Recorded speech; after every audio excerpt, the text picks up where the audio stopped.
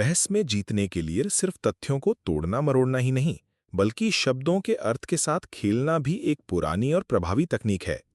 Schopenhauer ने इसे दी homonymy कहा है। क्या है ये चाल? किसी शब्द के एक से अधिक अर्थ होते हैं, और अगर बहस करने वाला व्यक्ति जानबूझकर एक अर्थ से शुरू करके फिर चुपचाप उसी शब्द के दूसरे अर्थ पर बहस ले जाए, तो वो विरोधी को उलझा सकता है। इससे सुनने वालों को लगता है कि उसने तर्क में जीत हासिल कर ली, जबकि असल में उसने सिर्फ शब्दों की बाजीगरी की होती है।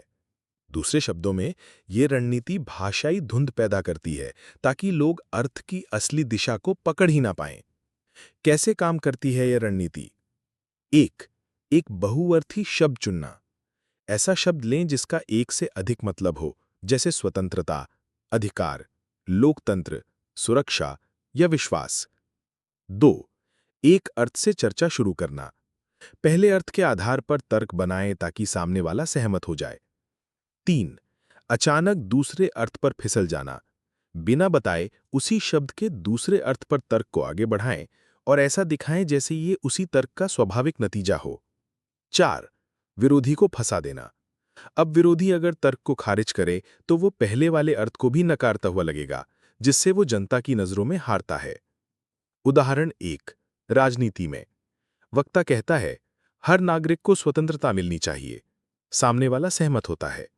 फिर वक्ता कहता है, इसका मतलब है कि लोगों को जो चाहे करने की पूरी छूट होनी चाहिए, चाहे वो कानून तोड़ना ही क्यों ना हो।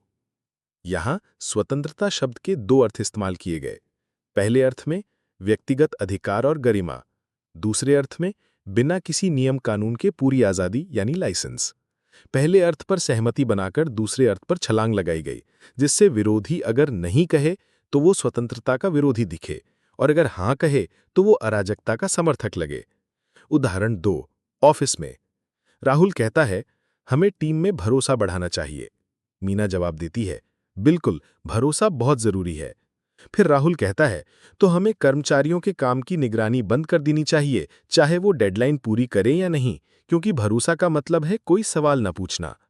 यहां भरोसा शब्द को पहले अर्थ यानी परस्पर सम्मान और विश्वास से दूसरे अर्थ यानी पूर्ण नियंत्रण हटाने में बदल दिया गया। उदाहरण 3. रोजमर्रा की बहस में कोई कहे, ज्ञान शक्ति है। दूसरा कहे, अगर ज्ञान शक्ति है तो किताबें बिजली पैदा कर सकती हैं, क्योंकि शक्ति का मतलब ऊर्जा भी होता है। यहां शक्ति शब्द का पहला अर्थ यानी प्रभाव, सामर्थ्य था, और दूसरा अर्थ भौतिक ऊर्जा। अर्थ बदलने से तर्क हास्यास्पद या भ्रामक हो गया। क्यों असरदार है ये चाल? शब्दों की आभा। कुछ शब्द इतने शक्तिशाली और भावनात्मक होते हैं कि लोग उनके अलग अलग अर्थों को आसानी से नोटिस नहीं करते। भावनात्मक सहमति का फायदा। पहले अर्थ पर सहमति बनाकर दूसरा अर्थ स्मगल कर दिया जाता है। विरोधी के लिए जाल। विरोधी अगर दूसरे अर्थ को खारिज करे तो ऐसा लगे कि वो पहले वाले अर्थ को भी नकार रहा है। कैसे बचें इस चाल से? 1. शब्द के अर्थ स्पष्ट करें।